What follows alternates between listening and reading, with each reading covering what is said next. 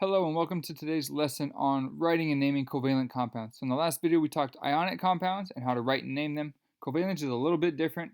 Most students, from what I hear, tend to find covalent compounds to be easier. So congratulations, you made it to this point, which means that hopefully things are clicking and picking up, and this writing and naming tends to go a little bit better for most kids. So here we go. Today, your objective is to understand the number prefixes 1 through 10. So mono, di, tri, we're going to give you those in a second. You have to write the correct formula for a covalent molecule given the name. You have to write the correct name for a covalent molecule given the formula. And you'll be able to distinguish between ionic and covalent compounds based on their name alone. So if I give you the name, you should be able to tell me if it's ionic or covalent. And that may take some practice, but we're going to try. So here we go, number prefixes.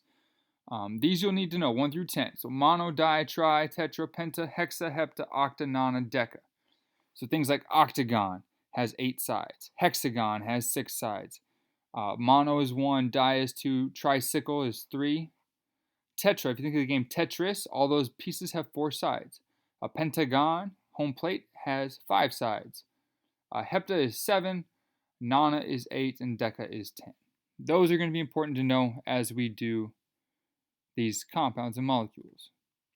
So here we go. To write the formula, we're going to use the prefixes from the name to determine the subscripts. So with ionic compounds, we had to write charges and cross and drop. For example, MgBr2. So you had Mg was +2, Br is -1, and we cross and drop. No more of that for covalent compounds. So prefixes from the name. So for example, first one we have phosphorus, which means I have phosphorus. And I have pentabromide. So penta means 5, and bromide is Br. So PBr5 is phosphorus pentabromide. Carbon dioxide. Ooh, that's not carbon. Carbon dioxide. Carbon is C. Di means 2. Oxide is O. So CO2 is carbon dioxide. Carbon monoxide. Again, carbon is C. Mono is 1. Oxygen. Oxide. And then dinitrogen trioxide. So dinitrogen means I have 2 of these. Trioxide means I have O, and I have 3 of them. Here are your kind of basic rules. I guess those are some examples. So again, use prefixes, and notice the prefix is only on the second one, but use those prefixes to write the formula. So here we go. Diarsenic trioxide, nitrogen dioxide, diphosphorus pentoxide, sulfur hexafluoride, and carbon tetrachloride. Try these 5. When you hit pause the video, try these 5. When you hit play, you'll get your answers on the next slide. So voila, there are your answers. If you have questions or disagreements, or we didn't come to the same conclusion, let me know. I can look at it. We can look at it together. We can kind of see where one of us went awry. So that was writing formulas. Now we're going to name them based on the formula.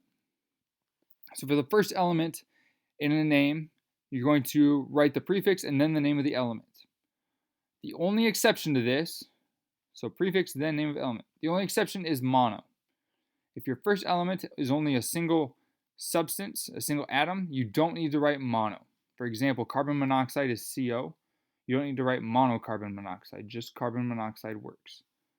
The second element always has a prefix, even if it's mono. Example here, carbon monoxide, not just carbon oxide. And then you change the ending to IDE all the time. There is no polyatomic ions on this, so everything is changed to IDE. For example, ClBr. My first element is chlorine, so I have, and there's no prefix, because of 1 I can leave off. So I have chlorine, and then how many bromine? Br is bromide, so it's bromine's the atom, and the prefix, the subscript is 1, so I need chlorine mono bromide. The next one is Pi3. Again, there's only a 1 behind this first element, so P is phosphorus. And then I have 3 I's, so triiodide. Make sure you have 2 I's here. Triiodide, not just triodide.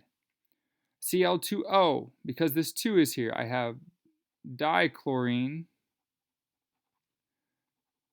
I only have one oxygen, so this is monoxide. N2H4 is dinitrogen. And so 2 is di, and then 4 is tetra. So tetra, and this is hydride because the ending is always IDE. The last one is NO. It's not just no, but I only have one N, so this is going to be nitrogen.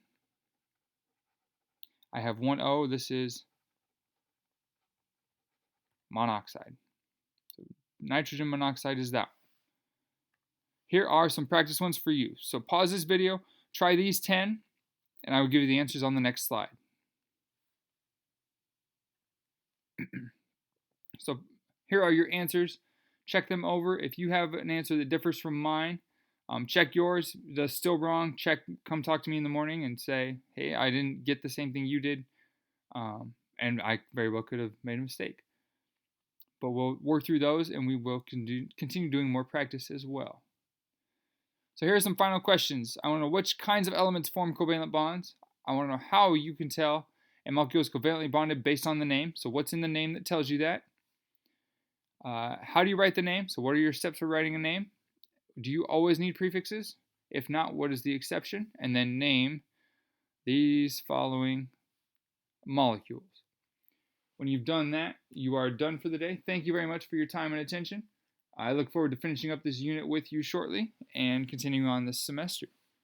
For now, enjoy the rest of your day, and I will talk to you later.